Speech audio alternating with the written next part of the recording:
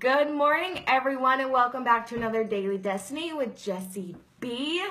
And questions to ask when adopting through foster care and one family's inspiring story. So this is my sister, Beth Madill, and I'm so excited to have her on Daily Destiny this morning because her and her family have been going through the process of foster to adopt, and their story has been so inspiring, not only to our family, but the community around us. And I just wanted her to jump on and share her story, her and her family story, and then ask some questions about the foster care and foster to adopt. So Beth, thanks for joining us. Yeah, thanks for having me, sis. I love having you. So why don't you quickly share first, just give us your family story and just a little bit about you. Okay, awesome. I am 31 years old, and my husband and I, Kevin, are high school sweethearts. We dated 9 years and got married at 24. We had our first son, Jace, at 28, and then 18 short months later, Hudson joined our family, and we also have a little 4.5-month-old boy now with us that you'll hear a little bit more about in a little bit. And so that is just our family unit. We live in Enumclaw here. I have the awesome job being a stay-at-home mama, and my husband is an Enumclaw firefighter. So we get great quality time as a family unit, chasing around our 3.5-year-old, 2-year-old, and now little 4.5-month-old. So yes, I love it. So good morning, Jamie. Thanks for joining us. And Kevin Madill, Beth's husband. Thanks for joining. So yes, thank you. 2 little boys and nephews that I just love coming back and playing with. So Beth, first question to ask. And also, if you have any questions for Beth or about foster care or adoption, feel free to write them below and we will answer them today. Good morning, Brittany. Thanks for joining. All right, Beth, first question. How did you and Kevin decide on foster to adopt? yeah, that's a great question. And again, we really do give all credit to God, because if it wasn't the Holy Spirit leading us, I don't think that I know we wouldn't be doing what we're doing. And so kind of our journey started, one, I was adopted, and so it's always been really strongly placed on my heart. But we only wanted to go that direction if that's where God was calling our family. And so just really cool, because it's just the way God works. A couple years ago at a women's conference, and I brought this, we were told to choose a Bible verse and just choose anyone at random, and that would be your verse. And so the verse I got, and I keep it on my windowsill, so it's a little beat up, but is Psalm 68:6, and it says, "God sets the lonely in families. He leads out the prisoners with singing." And really, I was thinking, what does this mean? I have no idea.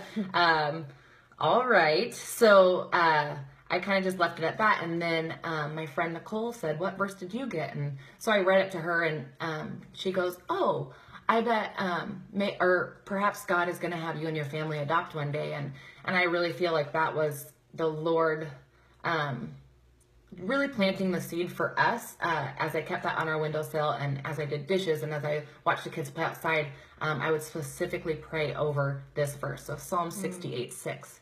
And last June, my husband and I, with our 2 kiddos, we kind of came at a crossroads. So we had our 2 amazing little boys, and Kevin was at a place where he saw that as our family unit, and I was at a place where I really wanted more kids, and we knew that it wasn't up to us, it was what God wanted for us. So we specifically started praying together and individually in June about our family, if that was, if God wanted to expand it through having more children biologically, through adoption, or if that was to be our complete family unit of us 4.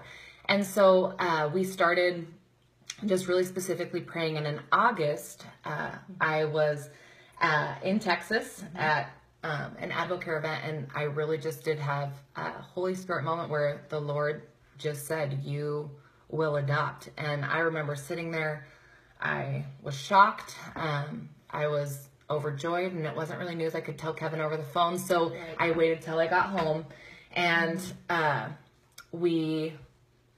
came home and I said, Kevin, and on the plane ride, I wrote a letter to our baby, just overjoyed with this news, but I knew that we had to be in unison if we were going to move forward with this. So I came home and I said, Kevin, I have something I really want to share with you, just a really powerful moment. And I said, I truly believe the Lord's called us to adopt. And he responded and said, I always knew we would adopt. And so that was in August. And so in September, we really felt at that time that we were going to do domestic infant adoption. And so for those of you that don't know what that is, that's basically within the United States, a birth mom is pregnant and she has chosen to give her baby up for adoption. And so we decided to seek that route. And so we looked at 2 different agencies to pursue this, and we landed with our agency. And so we went and met with them. And the lady there was just incredible. She talked with us for 2 hours about the infant domestic program, but then something that really changed the course of our lives, and it was God just making it very evident. She said, there are more families waiting than babies available with that specific program. And that was really powerful for us. And she said, I just want to talk to you for 5 minutes about foster care. And so in that 5 minutes, we listened. We heard how great the need was, and our hearts began to stir. And so we went out to lunch, and we both looked at each other, and we said, I think we're supposed to do foster care. And so that's kind of how we came to do foster care to adopt. So just being told about the option, because you didn't know, or you maybe weren't aware of foster at the moment because you're just thinking adoption, right? We were definitely, we have friends that have fostered to adopt. We definitely were aware of foster to adopt, but that we really didn't feel like that is the direction we were being called. And so God redirected our path and was like, actually, it's exactly where I'm calling you, and exactly where your child or children are, and exactly where you guys are going to be. So awesome. I love it. Good morning, Amy. Thanks for joining us.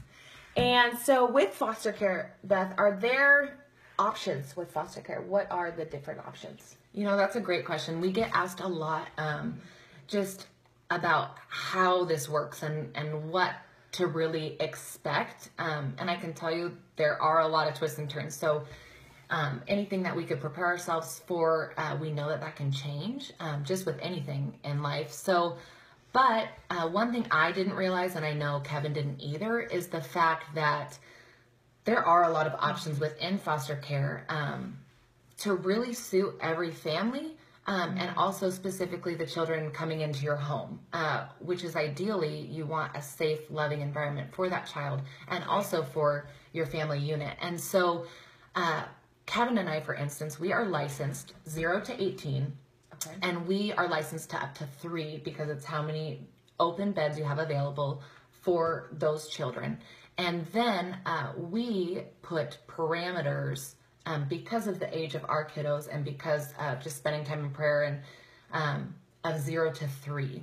And then also with the option of really being open to sibling sets, because we read and experienced, Jason Hudson are the bestest of friends, and so we're obviously drawn to siblings, but also kids that are sibling sets in the foster care system are considered high risk.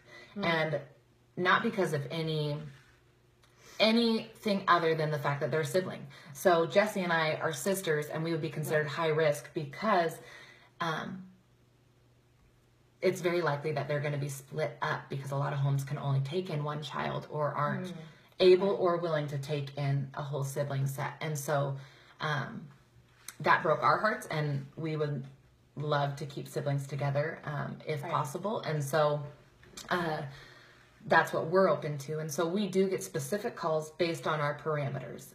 You can be as specific as you want. I would say, do you set the parameters or how does... Okay. Yes, great question. So we get to set the parameters for our family, but we decided to go with a Christian agency in this case, and we really said we want you to use your discernment. So if you're reading over this case file of these kiddos and it does not fit within our parameters, our God is bigger than parameters. He's bigger than a box. Right. And so our minds might not be able to comprehend what God has planned for our family. And so we really wanted our agency to be spirit-led and giving us phone calls and saying, I know this doesn't fit, but I just have prayed over it and I feel like this fits your family. And then Kevin and I in turn pray over it, and we have the ability to say yes or no. And I think that's a misconception with foster care too, is you get your license and you get a phone call and it's not a yes or no, it's a, we're bringing this child to your home right now in an hour, here you go. And that's really not the case. And we do have the ability. So Kevin and I, we do review cases. You do have to move quickly in terms of once you say yes, normally the placement does occur within 24 to 48 hours because that kiddo needs a home right away, whether they're coming from another foster home or Child Protective Services bringing them to your house. So it is nice to know though that you have options. And for Kevin and I, we didn't realize that. We just knew it's where God calling us. So we kind of went in blind and we're kind of learning as we go. But that was, I think, comforting for us too. Okay. Yeah. I like that. Well, Amy says, love what you are doing and following your calling to foster care. Thanks, Amy. Love that. And so in your experience, you've had a couple kids now with foster care since January. What should a family expect when they bring a child into their home from foster care? And are there certain behaviors that you are aware of a child in the foster system? Yeah, so obviously I can only speak to our experience as a family. As I know there's a lot of different stories out there.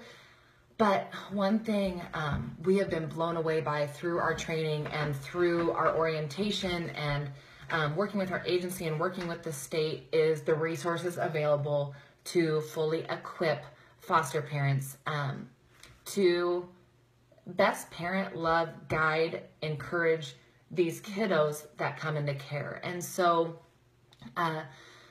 one thing, I mean, really, and again, going back to the options thing, you can really assess, like you do go through a list of questions of what you're open to and what you're willing to do. And the realization and the truth of the matter is kids coming into care, there's a reason they're coming into care. They've either experienced abuse, neglect, drug exposure, different things like that. And so there, with that, are going to come some behavioral issues and then some just almost, well, really lifelong things that those children are going to deal with. And so it is nice to have resources, and it is nice to have help when those kids come into your home. So we have experienced fetal alcohol syndrome and autism, and so it is really encouraging to know that we have resources and we have help when those kiddos come into our home so that we can best help them, and that we're doing things that help and not hinder their growth and what they're going through. And so with that, yes, kids are going to be coming into your home as a foster parent with different behavioral issues depending on learned behaviors that they've had to. So if they've had to survive, for instance, for 7 years on their own, or have had to, a 6-year-old had to take care of their 4-year-old little brother, that transition into a family unit that they're not used to having a mom and a dad and other siblings and the roles that family's playing, they're going to have to learn and adapt, but also the foster parents are too. So, yeah. And so you talked a lot about resources and this, you are equipped.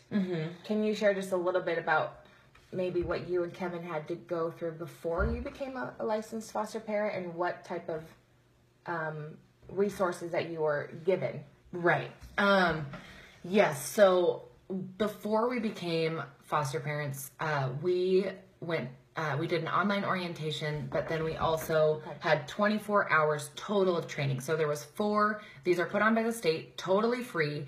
This does not even have you commit to being a foster parent. And so a lot of people, if you are interested, but you're like, I just don't know if that's for us. If you go to these 4 classes for free, a lot of different trainings. I know in Washington State, I can only speak to Washington really, but they're all over the state, and they're at different times to accommodate work schedules and everything, but they're 6-hour blocks. And I remember the person from our agency said, you will know after these 24 hours if foster care is for you or not. And after these 24 hours, Kevin and I were like, this is what we were supposed to do. This is where we're called. And so in that 24 hours, it's very loaded. It's a lot of information, but you get this thick notebook, and you get all of these resources, and you get, there's trainings all over, all are free, all will go towards hours to keep your license, but very effective. And you can choose trainings, for instance, like bringing foster kiddos into your home and how to connect them with your bio kiddos. There's trainings on that. There's trainings on autism, on fetal alcohol syndrome. There's a lot of on neglect, on physical abuse, and things that you can do to really help equip you as these children come into your home. There's also a fostering together group, so you can go and get specific training, and you're surrounded by other foster families, and you're able to just kind of bounce ideas off each other, but also grow in asking other people about it. So I love that. And we're going to go over more in depth about the resources after the questions. Beth will share more of where to find those resources and those classes. So, good morning, Jenna and Taylor. Amy says cuties. Jenny gives a little heart. Hi, Jenny. Good morning. And so, all right, the next question I have for you is, has anyone ever said, I cannot do foster care because I'll get too attached and then I have to give them back? Yes. Has anybody ever said that to you? I should have started keeping a tally of this when Kevin and I just even started talking about foster care.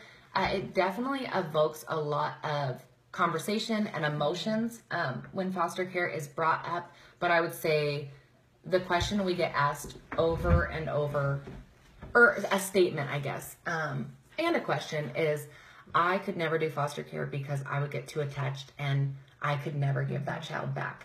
And I guess how I would respond to that is, we can't either. Kevin and I, right now, and I might get a little emotional, so we have a 4.5-month-old in our home. He's been with us for 2 months, and we are so in love with him. And he's our first short-term moving to long-term placement right now, and we have to take it day by day, but really is this child, just like Jason Hudson, our kiddos, they're God's, and they're in God's hands, and he's entrusted these kiddos to us, and we are going to love this sweet boy every single day that we have him. But when I get asked that question, I'd get too attached. I couldn't give him back. I can't either. And that is something that the Lord is really doing a work in us. It has brought Kevin and I closer together, seeing our boys completely in love with this baby, and our family and our friends that have him and just embraced him in this short time is incredible. And I think for me, I would say we want to be attached. We want to be so attached, and we want to love that child so big that they feel a little small ounce of how much God loves them. And so we don't want guarded hearts. We are going in full-fledged. We are going to love this child, whether he will have our last name one day or not. We are going to love him like he's our own. And we are going to pray over him, and we are just going to cherish each first that we have. We got to experience his first 4th of July yesterday. Those are special, special moments. And so for us, here's what we know is if that day comes that this sweet little boy leaves our home and goes somewhere else, then that means there's one less child in foster care, which is a huge blessing. Yep. That means that God is releasing that sweet boy from our home and saying he will be okay. But the children that I have for you will not unless they come into your home. And so we have faith in that, and we know that, and we do pray what's best for this child. And selfishly we pray it's with us, but we know that God's plan is better and bigger than our own, and we're going to surrender that to him daily. Yeah, that's good. That's a great answer. I love it. And thanks, Chantel, for joining, and Emily, Naomi, and Ashley. Thanks, you guys. Chantel says so much love. I love following both your journeys. Thank you. Thanks, Chantel. So another question I'm sure you might get asked a lot is, how does foster to adopt or foster care, how does that affect your marriage? Yeah, so, well, Kevin and I have been together over half our lives, so we definitely have experienced a lot of life together, which I'm so obviously grateful for. But in terms of how it affects your marriage, I think and again, I can only speak for our marriage, but again, with any change or transition, there's going to be stress. There's going to be the fear of the unknown. There's going to be different things that present challenges within your marriage. And anybody that's had kiddos knows that going from no children to some children, or one child to more kiddos, each transition presents different challenges. And so the biggest thing for Kevin and I is unison. And for us, for instance, I wanted more than 2 kids. He wanted 2. So we would never compromise a child. We would never say, okay, I want 4, you want 2, let's have 3. That's just, for us, that's not how it works. We've had people say, oh, well, are you going to keep trying until you have a girl? No, we're going to keep trying till we have a baby, if that's what God calls us to do. And if it happens to be a girl, awesome. If it's another boy, awesome. And so that's where we're at. So in terms of how foster care and starting this journey has affected our marriage, honestly, I would say that it has brought us closer together. I have repeatedly said over and over as we started this process that Kevin and I, we have to be in unison. We have to be in agreement. So if I say yes to a kiddo and he says no, or if he says yes to a kiddo and I say no, then we have to surrender that to the Lord, and we have to wait until both of us are yes, because we are in this together and we are moving forward together. And so that's really key, as I would say, in this and just in anything in life, is to really, in terms of marriage, is to be together, even if you're feeling that tug of your heart and your husband's not quite there yet, or vice versa. You do have to be together. And in our case with foster care, I'm the yes person. So we established that quickly in our home study, that Beth would have a hard time saying no to any child. And so what we decided is phone calls would go through Kevin, and then he would then present it to me, and then he always knew mine would be like, yes!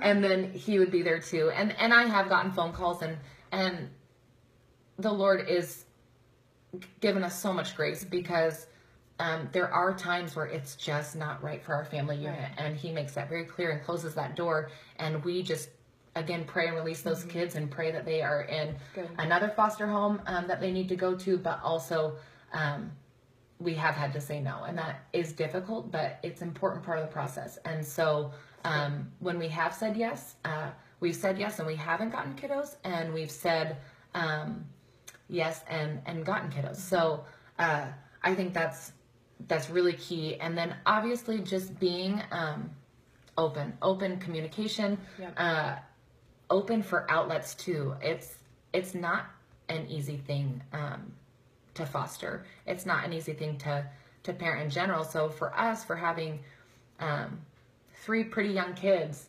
I think the biggest thing is Kevin fills up my tank. He knows that I need to go and I need to work out, and I like to get out of the house. And I know he likes to really mow the lawn. He really wants to get out there and mow the lawn. And if he's listening, he knows that that's true. And sometimes it doesn't need to be mowed, but he needs to go mow the lawn and have his outside time.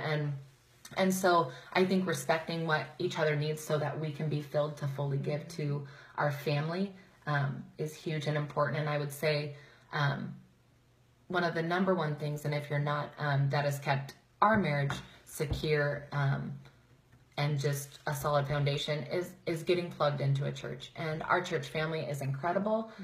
We have incredible support, not only from our family, but our church family. And we know that it does take a village.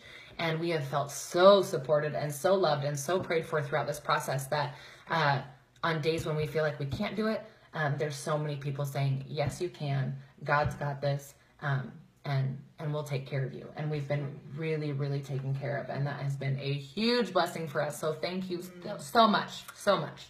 Love that. Love that. And Brittany says, amen, sister. Woo! And Amy, I love that you find time to spend time together. Yes, more importantly, be focused on God's plan. That's good. Not always easy, but that's our hope. Thanks, Amy. And so, Beth, one last question before we get into more practical resources and next steps for those who might be interested. And again, if you have any questions for Beth, feel free to write them down, and she will answer them today. And so you said a lot about God and God leading you. And so more specifically, what do you think God has shown or revealed to you and Kevin during this time of your foster to adopt? Yeah. It's been pretty incredible. I know, just watching like my sister's journey, Jessie, is when God brings you to a place where you are really going into the unknown, moving, doing something completely different, out of your comfort zone. This was out of our comfort zone. It still is. There's a lot of times we feel like fish out of water. We are learning as we go. You do have to be flexible, have a sense of humor about it. But one of the coolest, most amazing things is when we step out in faith and do something without knowing all the X's and O's, without waiting for that perfect time, without waiting for when we feel it is the best, without having all the answers about these kids coming to us. God does incredible things, and he shows up big, and with that he is refining and molding and shaping our hearts and emptying us to completely surrender to him and what he wants for us.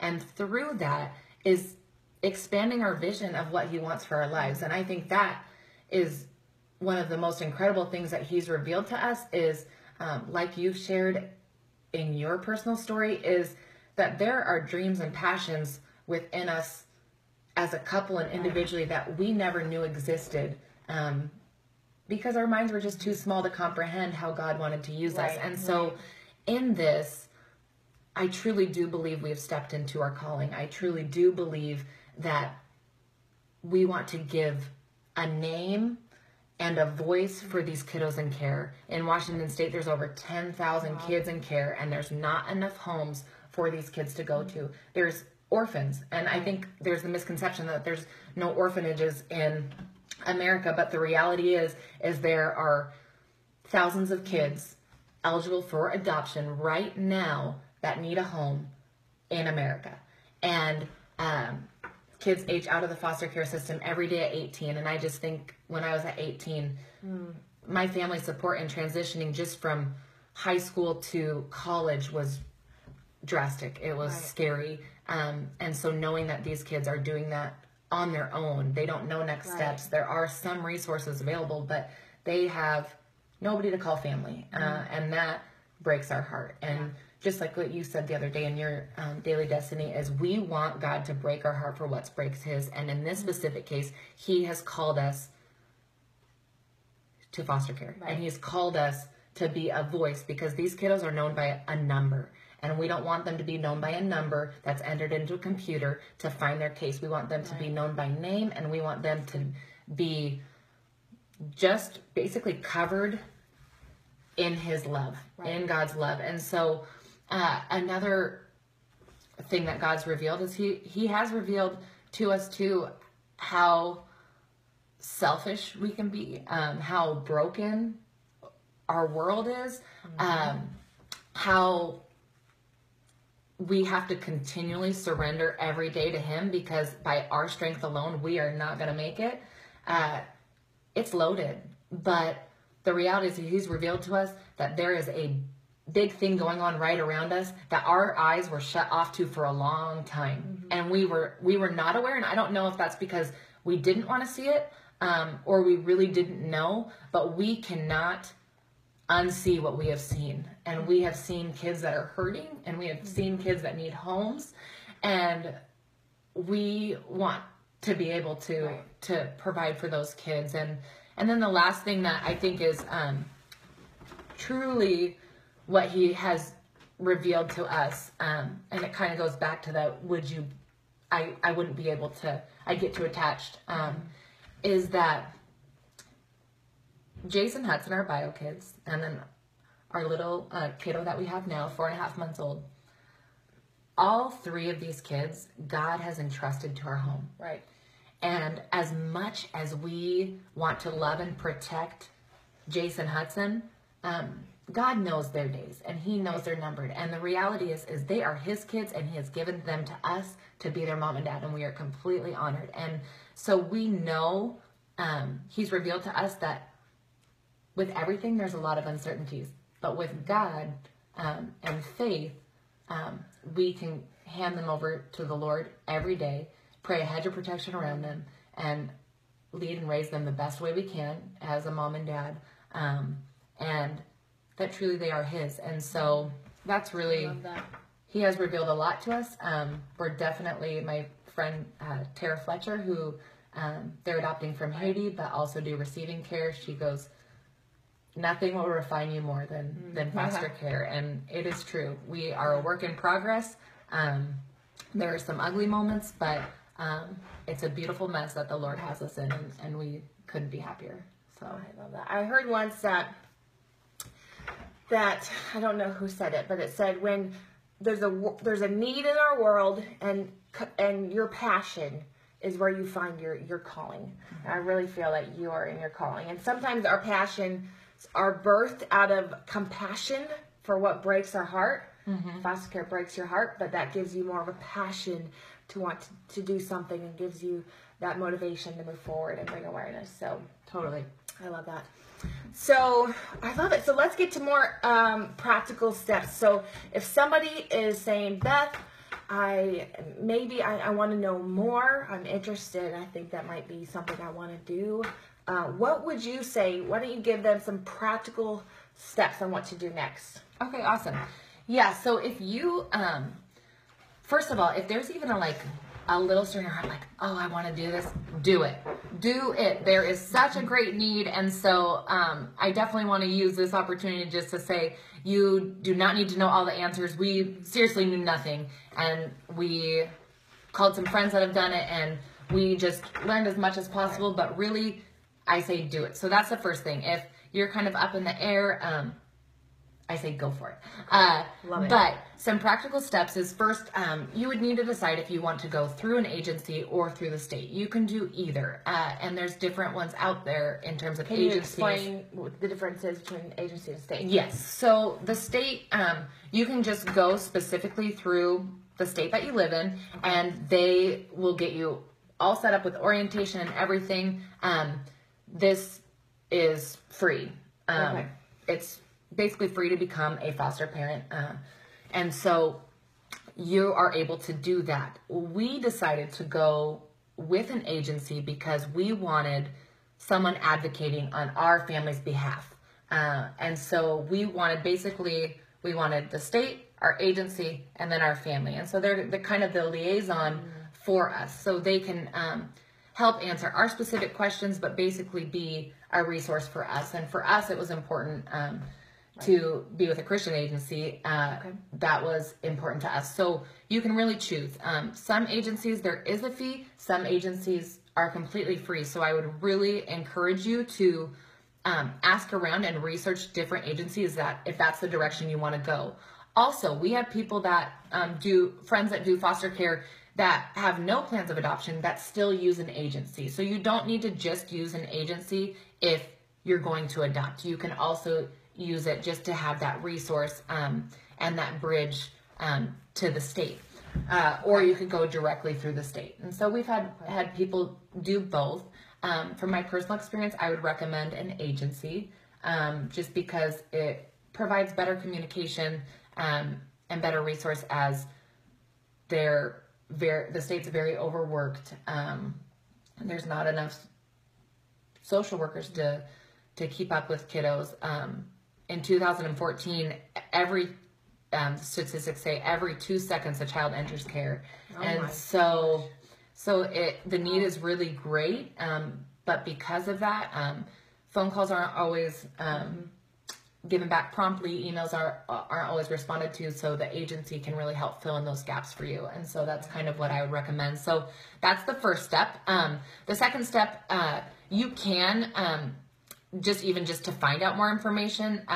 And Jessie will post all of these. Yes, I'll post because she's going to give some websites. So I will post them on my website later today. So one of it in Washington, it's www.dshs.wa.gov, and this will help you get started in Washington state. But obviously, if you just drop the Washington in that, then you can choose the state that you live in. For most of the requirements are pretty similar, but they do vary from state to state. And that will give you information on orientations coming up and different things like that. And so you visit there, and then you have an orientation. You can do online or in person training. Okay. And then you'll have what I talked about earlier, that 24-hour training that is broken up into 4 6-hour blocks to go to. And so once you get that certification, then you'll start what's called the home study process. When I tell you it's a lot of paperwork, it is a lot of paperwork. But as we fill this out, and Kevin, and you can move as fast as you want through that home study or as slow as you want. We move fast because we're like, you know what, if the kids God has chosen for us are already in foster care, we want them in our home. So we are going to bust through this as quickly as possible. So that includes a lot of different things, but just to give you an idea is to make sure you're up to date on physicals, you do need to get an FBI clearance check. Praise Jesus. As these kids are coming to your home, you want to make sure we're sending them to safe, loving homes. So you do fingerprinting. You fill out a ton of paperwork based on your couple. They basically come. Our agency came 4 separate times and visited. The state may be different. It might be 2 or 3. I'm not sure on that. And they come and visit your home, and because they really want to make sure it's a safe, loving environment, but also see your family dynamic, see how you work with your kiddos, and see what would fit for you as kids are going to be coming into your home. You do a family profile, so social workers are able to look that over and say, okay, they can look at our parameters. That's where we decided all of those little things. When I said you have options, that's where you're gonna come to know those. And then you just need things like water, a full pantry, fire extinguisher on the thing, an escape ladder upstairs. So just some different checkoffs that you need to do. And again, you can move as quickly or slowly through that. And then once you get all that done, you submit that paperwork and you pray that you did it correctly and they won't get anything sent back. And then they send you a little certificate in the mail saying, you're licensed. And then let me tell you, once you're licensed, this kind of caught us off guard. So we were licensed and the next day received 3 placement calls, which totally makes sense because there are over 10,000 kids. And when we went to our training, we found that because of there's not enough homes, every foster home would have to take in 2.5 kids in order for every child in foster care to have a home.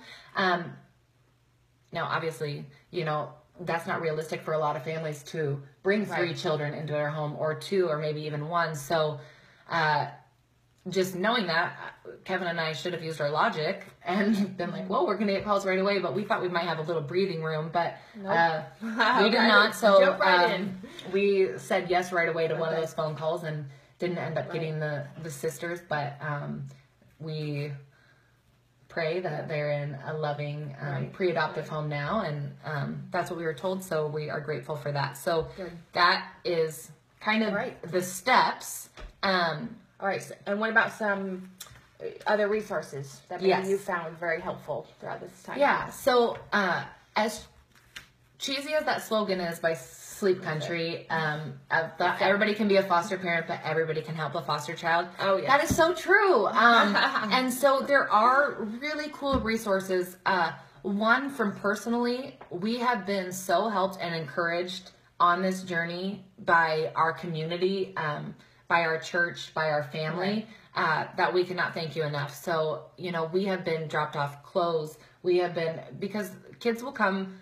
Our little guy, we got a call on Wednesday and we got him on Friday. And so another little boy, we got a call on a Thursday night. We picked him up Friday morning and had him for a week. And so if we don't have those things, it is nice to be able to reach out to our community to get some of those basic needs met. Our first little boy, his shoes broke. He only had one pair, and our community was awesome. I think we ended up sending him with 6 or 7 pairs of shoes, and it was incredible. And so that is one way you can help. Another resource, if you just kind of want to check out in terms of different ways to connect in the fostering world, fosteringtogether.org is great. And then treehouseforkids.org. They help kids in the foster care system academically, the warehouse, so they can take the kiddos there and they can get brand new stuff. A lot of these kids they're given hand-me-downs or they come with nothing. And so to be able to go and pick out their own pairs of shoes, to pick out their own toy, to pick out their own shirt, their own clothes is really, really cool. So the Treehouse Warehouse is awesome for that. They also do little wishes. So if kids in foster care have a wish, Treehouse will help grant those wishes. I love that. And so they have some really cool things there. So if you want to check out how you can be a part of that, go to treehouseforkids.org. Another one that I've really fallen in love with is togetherwerise.org. And there are different ways for you to help foster care kiddos. And one of them is to provide. A lot of kids in care come with plastic bags. All their stuff come in plastic bags. So what Together We Rise does is they set up volunteer day with friends and family, and they help raise money to give kids basically care packages, but it's like a backpack and it comes with basic necessities. So a new toothbrush, different toiletries, a stuffed animal, and foster parents can request those, and so their kid can have something that belongs to them. There's also, they can request their own bike and give that kid empowerment, that child empowerment, by having their own bike that they get to have and ride. And so that's really cool. You can also donate your birthday there. And so by donating your birthday, you're going to be helping empower the life of a child in foster care, which is pretty neat. There's also different scholarship opportunities through Together We Rise, holiday options, and a Disney page to just help give these kiddos that have experienced not the greatest childhood or some hard times within their childhood, some moments to just be a kid and to experience that. And then lastly, I just really would encourage you, we have 2 awesome mamas, we have a million awesome mamas in our Enumclaw community, but 2 that have kind of specifically started their own small business to empower and educate and raise money for foster care. And so Amy Ide has started, it's called Ransomed Cuffs. So again, this will be on Jessie's page, Ransomed Cuffs, and she makes cuffs out of belt buckles, and you can buy them. They're really, really cool bracelets, and half of those proceeds will go back to support foster care kiddos. Love it. They just got to adopt their little girl, Emma, and so that was a beautiful day. And then also another great friend of mine, Kelsey Tice, has started Modern Day Roots, and you can follow both on Instagram. And that basically is, Modern Day Roots is when kids can find their forever home and get their roots. And so she'll be selling apparel and different things like that, which is pretty neat. So check both of those out on Instagram, and Jessie will have that information for you, but doing some really neat things. Really and neat. she also just got to adopt their little girl, Khaleesi. That last month. They both adopted in June, so out of the foster care system. Okay. Yeah. Oh, very cool. I love it. Yes, and again, all the resources that Beth talked about, all the websites, all the companies that she talked about, I will put them on my website later today at jessiebchristensen.com. And so thanks, Jessie Reese, for joining, and Kao and Ashley and Marguerite and Ken Sugarman. Thanks for joining this morning. And Beth, thanks so much for sharing your story. It's definitely inspiring. I hope it inspires some of you and just brought a little more awareness for the foster care and adoption journey. So thank you guys again for joining us. And we just hope you guys have a great rest of the day. And remember that you are worthy, you are beautiful, and you are strong. And again, if you have any questions for Beth Madill, feel free to write them below, and we will get to them throughout the day, or Beth will get to them throughout the day. So, all right, you guys have a great rest of the day. Awesome. Bye. Bye.